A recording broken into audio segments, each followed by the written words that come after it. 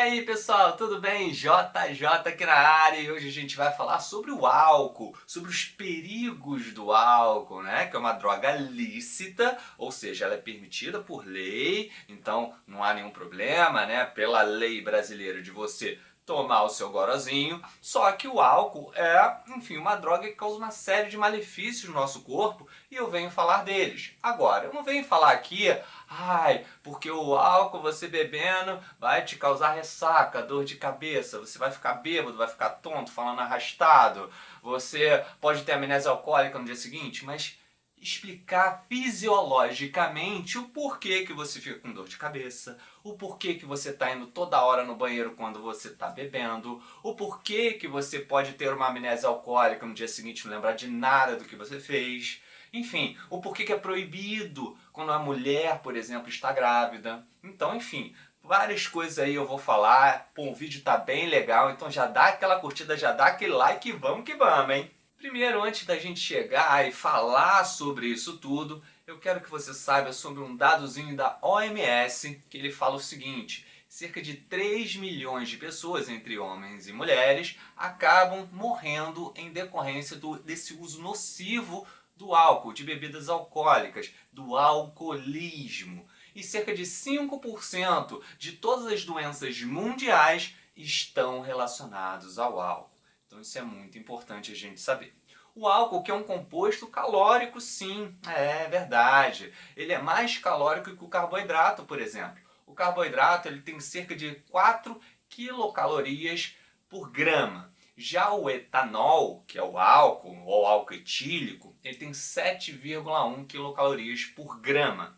E por fim, a gordura tem cerca de 9 quilocalorias por grama. Então o álcool está aí entre o carboidrato e entre a gordura. Só que a gente chama essa caloria do etanol de caloria vazia. E a gente vai explicar o porquê. Então tudo começa com você bebendo esse álcool, né? Ingerindo esse álcool, o álcool etílico ou etanol. Então isso vai chegar lá no teu estômago e cerca de 20% do etanol, com uma molécula bem pequenininha, o estômago consegue absorver. 80% vai ser absorvido, né, pelo intestino. E cerca de 90% desse etanol, que é um composto tóxico, sim, ele vai ser metabolizado no fígado, que é aquele órgão mil e uma utilidade, não é isso, pessoal? E os 10% restantes vão ser removidos do corpo pela respiração, pelo suor, pela urina. Então, esse teste do bafômetro na lei seca faz com que a gente acabe eliminando, através daquela baforada que você dá, acaba eliminando o álcool e vai ser captado pelos sensores ali do bafômetro. E para você ter uma noção, um adulto de cerca de 70 quilos, ele pode metabolizar cerca de 8 a 10 gramas de álcool, de etanol, por hora. Isso equivale mais ou menos a uma garrafa long neck de cerveja e também uma dose de cachaça. Agora eu te pergunto, será que você, quando vai beber, você toma uma garrafa long neck por hora ou uma dose de cachaça? Geralmente mais, né, gente? E isso faz com que esse excedente acabe circulando no seu corpo. Só que lembre, o etanol ele acaba sendo tóxico, né? A gente vai entender essa toxicidade toda e a função por que ele acaba sendo calórico. Olha só. Note nessa imagem que o etanol ele vai ser degradado principalmente no fígado através de uma enzima chamada álcool desidrogenase. Vai transformar o etanol em acetaldeído, que a gente chama também de etanal. O acetaldeído é muito tóxico, a gente vai falar sobre ele. E lembrando que ali é liberado hidrogênios que os NADs vão captar. Os NADs que são aceptores intermediários de hidrogênios e elétrons e vão levar isso para a cadeia respiratória para que gere energia. O acetaldeído ele é degradado em ácido acético pela acetaldeído desidrogenase. Também acaba levando ali um NAD com hidrogênios. Por fim, o ácido acético ele é transformado em acetil-CoA através da acetil-CoA sintetase. E isso vai ser importante porque esse radical acetil ele vai entrar no ciclo de Krebs. E aí, entrando no ciclo de Krebs, a gente sabe que vai estar relacionado à respiração celular aeróbica, depois vai para a cadeia respiratória, todo esse processo, esses compostos e gerando energia, e além disso ele também pode ser utilizado para a síntese de ácidos graxos, colesterol, ou seja, de lipídios, estimula a lipogênese. Então a gente acaba tendo dois processos. Um, que é a geração de energia via ciclo de Krebs, e isso faz com que iniba a fome, porque está gerando energia. Então, quando a pessoa acaba bebendo sua cervejinha, por exemplo, a pessoa acaba ficando sem fome. Por isso que a gente fala que é uma caloria vazia, porque na verdade só está dando energia, mas não tem nenhum nutriente ali efetivo. O álcool em si, falando somente do álcool, não tem nenhum nutriente ali relacionado a esse tipo de composto. E também, como estimula a lipogênese, pode acabar gerando a esteatose hepática, que nada mais é do que a gordura no fígado. Então, pessoa que talvez beba demais pode acabar tendo essa gordura no fígado e você sabe que é prejudicial, né? Agora, é importante você saber também que o nosso corpo naturalmente ele faz a gliconeogênese. O que é gliconeogênese? Glico é glicose, neo, novo, gênese, formação. Então, a formação de um novo composto para gerar glicose. Então, por exemplo, a gente pode pegar o lactato ou ácido lático e transformar ele em glicose. Aminoácidos, lipídios, transformar em glicose, tá bom? Para gerar energia para o nosso corpo. E o que acontece? Por exemplo, quando a gente está em jejum e a gente está tomando ali aquele álcool, a gente vai acabar inibindo essa gliconeogênese. Por quê? Lembra que gera energia? Lembra que você está fazendo com que os NADs acabem aceitando esses hidrogênios? Fica sem NAD nesse processo. E os NADs eles são necessários para a gliconeogênese. Ou seja, sem NAD não há gliconeogênese, não permitindo a disponibilização.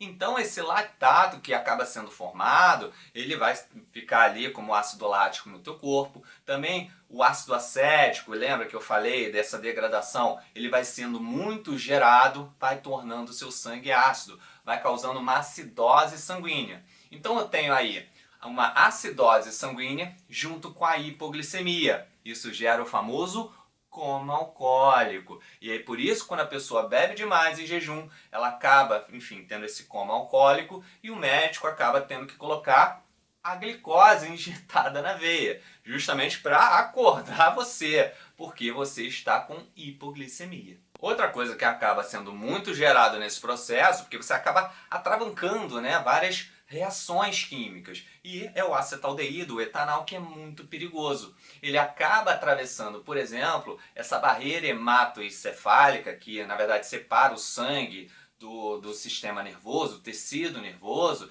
e acaba provocando uma neuroinflamação, que é a famosa ressaca. Também acaba danificando o fígado, acaba danificando o rim, então causa lesões no fígado, causa como se fosse uma hepatite alcoólica, pode causar isso, né? Não necessariamente vai causar, mas pode causar isso, pode causar cirrose em pessoas que bebem o tempo todo.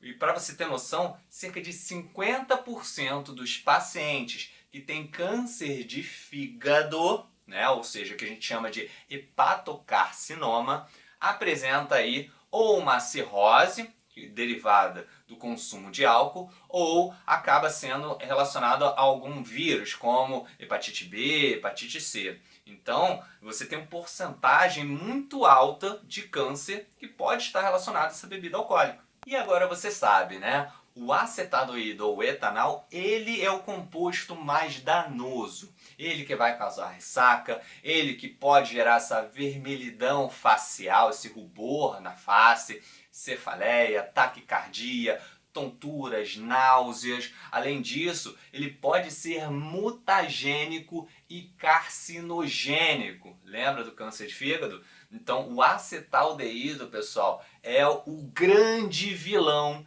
que é gerado quando a gente acaba bebendo. E por fim, uma curiosidade, em populações orientais há uma deficiência na produção dessa enzima que gera o acetaldeído, que acaba transformando o etanol em acetaldeído. E uma curiosidade também é para pessoas do sexo masculino. A gente tem um adendo aí. O que acontece? Esse consumo do etanol acaba chegando ali no seu testículo, nas células de Leydig, ou Leydig, como chamam, tá? E essas células acabam gerando ali um estresse oxidativo, ou seja, você acaba inibindo a atividade dessas células. E qual a função dessas células? Produção de testosterona. Ou seja, consumindo etanol você acaba diminuindo a produção de testosterona. Além disso, não acabou não. Você tem no hipotálamo a liberação de um hormônio chamado hormônio liberador de gonadotrofina, o GnRH, que ele vai parar dentro da hipófise e estimular a produção de FSH e LH, que são hormônios gonadotróficos, ou seja, vão atuar nas gônadas. Como a gente está falando de pessoa do sexo masculino, a gônada masculina, que é o testículo. Ou seja, esse etanol ele vai acabar inibindo esse hormônio liberador, que acaba inibindo FSH e LH. E o LH ele é muito importante para a atuação das células de Leydig, ou Leydig, para a produção de testosterona. Então você acaba inibindo de um jeito ou de outro. Outra coisa que o etanol faz também é aumentar a produção de globulinas transportadoras de hormônios sexuais. A gente chama da sigla SHBG. E essa globulina, ela se une fortemente com os hormônios sexuais. Como eu estou falando de pessoas do sexo masculino, vai se unir à testosterona. Quando ele se une à testosterona, ele impede a testosterona de chegar até o tecido-alvo e fazer a sua atividade. Então você acaba, mais uma vez, diminuindo a testosterona dentro das células. Além disso, estimula a produção de prolactina. E a prolactina tem um efeito inibidor para a produção de testosterona, para a ereção, e também estimula a produção de uma enzima chamada aromatase, que converte testosterona em estrogênio. Por exemplo, pessoas que tomam anabolizantes acabam tendo uma dose alta de testosterona, a aromatase atua convertendo esse excesso de testosterona em estrogênio. Quando a pessoa bebe a bebida alcoólica, vai estimular naturalmente essa produção da aromatase, que não é que eu tenho um excesso de testosterona, mas a pouca testosterona que tem, ela vai ser convertida em estrogênio. Ou seja, pessoal, de uma forma ou de outra, não tem como escapar. Tomando bebida alcoólica, você acaba inibindo a produção de testosterona, ou inibindo ou diminuindo bastante essa produção, ou essa chegada da testosterona até as células-alvo. E se você acha que acabou, já falo para você, não acabou não. Tem mais coisa aí pra gente falar. Agora a gente vai falar muito em relação ao aspecto social. Isso tem a ver com os neurotransmissores. São 3 neurotransmissores aí que o etanol acaba afetando a sua produção. E isso faz com que o etanol seja uma droga bifásica. O que quer dizer isso? Eu tenho uma fase quando eu estou bebendo pouquinho, ou então quando eu estou iniciando essa bebida, né, essa ingestão do etanol, e uma fase quando eu já estou bebendo demais. Então a gente tem ali como se fossem 2 etapas, tá? A primeira etapa, quando está bebendo pouco, você tem o quê? Você tem a liberação de alguns neurotransmissores que acabam te dando uma sensação de relaxamento, uma sensação de bem-estar, uma sensação prazerosa, não é isso? E esse neurotransmissor, o principal deles que é lançado, é a dopamina. A dopamina é um neurotransmissor hilariante, deixa a pessoa mais extrovertida, quebra aquela timidez. Então, às vezes, muita gente bebe para perder essa timidez, poder dançar, poder conversar, né? Acaba perdendo um pouco também esse senso de autocrítica, né? A pessoa fica mais relaxada. O homem fica mais galanteador, né? Perde essa vergonha de falar com a menina. A mulher, ela perde essa vergonha de às vezes estar numa discoteca, ficar quietinha na dela, vai dançar, vai se divertir. Então a dopamina, ela faz com que a pessoa se liberte um pouco mais. E também esse neurotransmissor, ele está relacionado a uma situação de recompensa. Sabe aquela, tipo, acabei de fazer exercício, estou cansado, minha recompensa é o quê? Ah, vou pedir uma pizza, não é isso? Às vezes eu estou fazendo exercício para emagrecer, mas, poxa, eu já fiz muito exercício hoje, então eu vou pedir uma pizza. Ai, poxa, estudei bastante hoje, vou comer um chocolatinho. Você sempre tem alguma coisa para gerar uma recompensa, uma sensação de bem-estar, de prazer. A dopamina é o neurotransmissor que faz isso em você. A gente tem também a outra fase, que é quando a gente acaba ingerindo muito etanol. Quando a gente ingere muito etanol, a gente acaba aumentando a produção de outro neurotransmissor que se chama GABA, que é o ácido gama-aminobutírico. Esse é um neurotransmissor que ele vai ter um efeito inibitório do sistema nervoso, que ele abre os canais de cloreto, deixando aí os neurônios hiperpolarizados. Então tem um efeito de sedação, um efeito de relaxamento mais profundo, e a pessoa ela vai acabar tendo uma fala enrolada, vai acabar interagindo menos e tal, né? Ficando meio mole, ok? Esses movimentos mais lentos, a fala muito arrastada. Então isso, quem está fazendo também é esse GABA, esse neurotransmissor. Por fim, o último neurotransmissor é o glutamato, que o álcool, essa ingestão, faz com que você acabe inibindo. Mas o que o glutamato faz? Ele é um neurotransmissor excitatório do sistema nervoso, como se ele tivesse um efeito inverso ao GABA. E ele, por exemplo, quando você está com muito glutamato, você pode ter um efeito muito excitatório nos seus neurônios, pode gerar uma convulsão. Então, por isso que a gente está sempre ali, balanceando, nem deixando muito excitado esse neurônio, nem deixando muito adormecido, muito neutralizado. E o glutamato, ele é um neurotransmissor muito importante para a memória. Então, acho que você já entendeu. Quando você acaba bebendo demais, você pode ter a famosa amnésia alcoólica. Por quê? Porque você inibiu o glutamato, que é o formador de memória. E aí chega no dia seguinte, você não lembra nada do que você fez no dia anterior.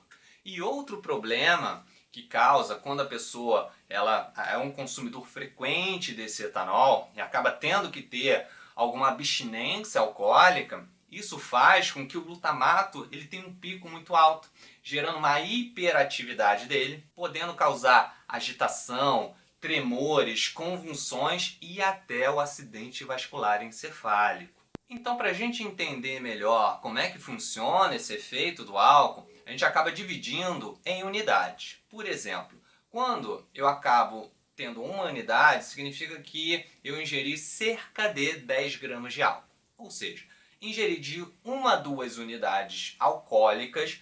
Isso faz com que haja uma taquicardia. Quando eu falo taquicardia, uma aceleração dos batimentos cardíacos, a dilatação dos vasos sanguíneos, aquela leve sensação de relaxamento, de euforia, de prazer, de bem-estar. Já quando eu acabo ingerindo de 4 a 6 unidades, eu tenho um efeito maior no sistema nervoso central. Isso faz com que a capacidade de julgamento, de tomar decisões, ela fique reduzida. A pessoa ela vai se tornar muito mais imprudente, muito mais desinibida. Os reflexos e a coordenação motora ela vai acabar sofrendo alguma alteração ali. De 8 a 10 unidades, essa perda dos reflexos ela acaba se acentuando.